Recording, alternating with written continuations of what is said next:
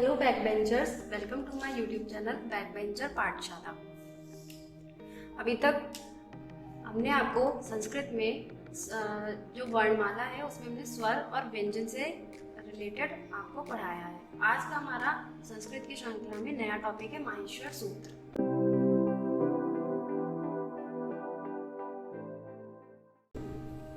देखिए, जैसे कि आपको इसके नाम से रिलेट कर पा रहे होंगे कि इन सूत्रों के पीछे एक माइथोलॉजिकल स्टोरी है। ऐसा कहा जाता है कि शिव जी ने नृत्य करते समय अपने डमरू को 14 बार बजाया था, तो उससे जो नाद उत्पन्न हुआ था उससे ही संस्कृत की जो वर्णमाला है उसको बनाया गया है। और इस वर्णमाला को सीक्वेंस देने का या उन्होंने जो डमरू बजाया उससे जो नाद उत्पन्न हुआ उससे जो उसको लिखने का श्रेय जो जाता है वो जाता है महर्षि पाणिनि को।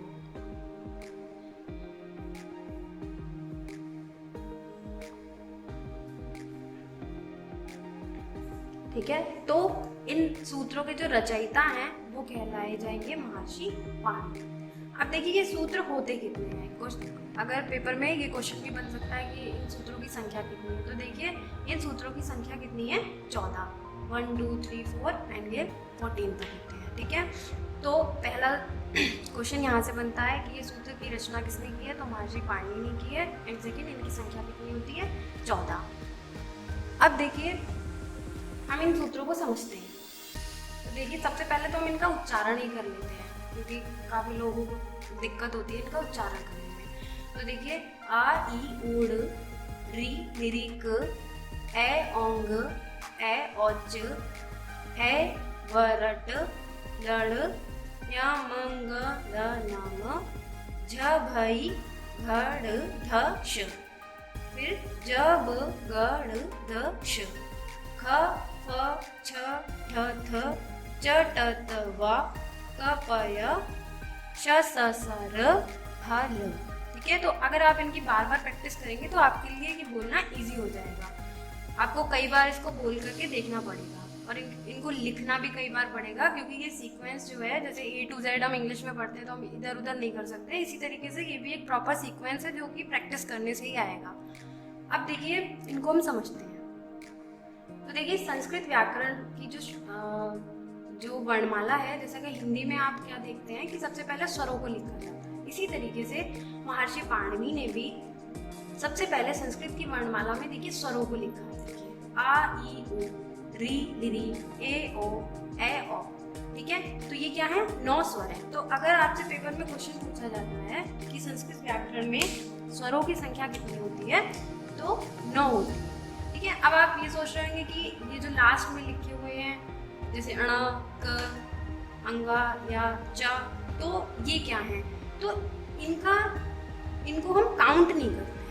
इनका यूज संस्कृत व्याकरण में प्रत्याहार बनाने के लिए किया जाता है। ठीक है, प्रत्याहार हमारा नेक्स्ट टॉपिक होगा, वहाँ पे आपको क्लियर होगा। तो देखिए स्वरों की संख्या अगर आपसे पूछ ली जाए तो 9 होती है। वैसे तो यहाँ पे 1 2 3 4 5 6 7 8 9 10 11 12 13 वर्ण लिखे हुए हैं, पर ये जो लास्ट के जो 4 वर्ण है इनको कहते हैं इक्त संज्ञक वर्ण, और इनकी जो होती है हमारे संस्कृत व्याकरण में कोई काउंटिंग नहीं की जाती। तो इसी तरह से स्वरों की संख्या हो जाती है 9।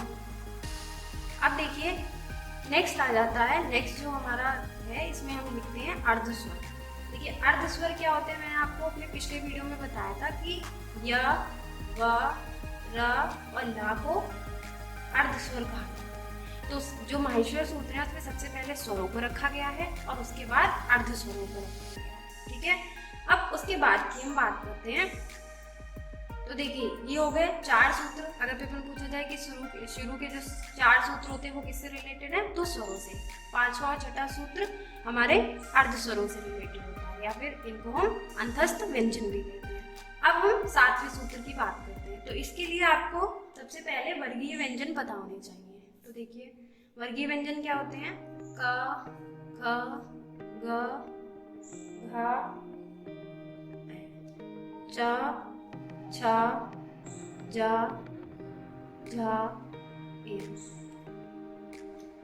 ट, ठ, ड, ढ, त, थ, द, ध, न, प, फ, ब, भ, म। अब देखिए आपको ये 6 सूत्र तो क्लियर हो गए। अब देखिए हम 7वें सूत्र की बात करते हैं। इनको याद करने की एक, जैसे ये आप कह सकते हैं अगर आपको याद नहीं रहते हैं तो आप पेपर में इसको लिख करके भी इन सूत्रों का एक आइडिया लगा सकते हैं। तो देखिए जो हमारा 7वां सूत्र है इसमें वो हमारे पंचमाक्षर होते हैं, ठीक है। जो हमारी वर्णमाला होती है, जो हिंदी वर्णमाला होती है, उसके जो लास्ट के जो 5 अक्षर होते हैं वो माहेश्वर सूत्र के 7वें सूत्र में आते हैं। उसके बाद जैसे 8वां और 9वां सूत्र अगर आप देखते हैं तो 8वें और 9वें सूत्र में कौन से वर्ण आ रहे होते हैं हमारे, जो चौथी लाइन वाले वर्ण होते हैं। तो देखिए झ, ब, घ, ड़, ध। अब देखिए इसमें ये 5 वर्ण आ रहे हैं और मैंने आपको बताया कि इनको और इनको तो काउंट ही नहीं किया जाता। तो देखिए 1 2 3 4 5 और देखिए झा ये है, भा ये है, घ, ड़, ध, ठीक है।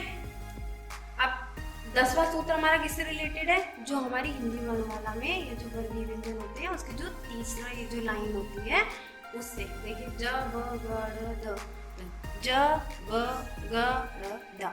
इसके बाद देखिए अगर हम 11वें सूत्र की बात करते हैं तो ख, फ, छ, ठ, थ। अब देखिए ख, फ, छ, ठ, थ, ठीक है। तो ये कौन से हो गए, हमारी दूसरी वाली लाइन है। अब देखिए दूसरी लाइन में क्या होता है, ये जो 11वां सूत्र होता है इसमें दूसरी और पहली दोनों लाइनों के वर्ण ऐड होते हैं। तो देखिए 5 वर्ण तो दूसरी लाइन के आ गए और च, ट, त, च, ट, त, ये क्या हो गए।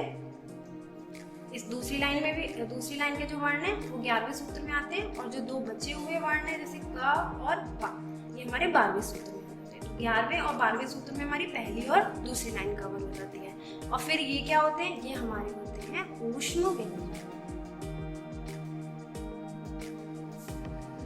तो देखिए पाणिनि की जो ये इन्होंने ये डिवाइड किया है, ये बहुत ही साइंटिफिक तरीके से किया है कि स्वरों को बोलने में हमें सबसे कम टाइम लगता है, बहुत इजीली हम बोल लेते हैं स्वरों को।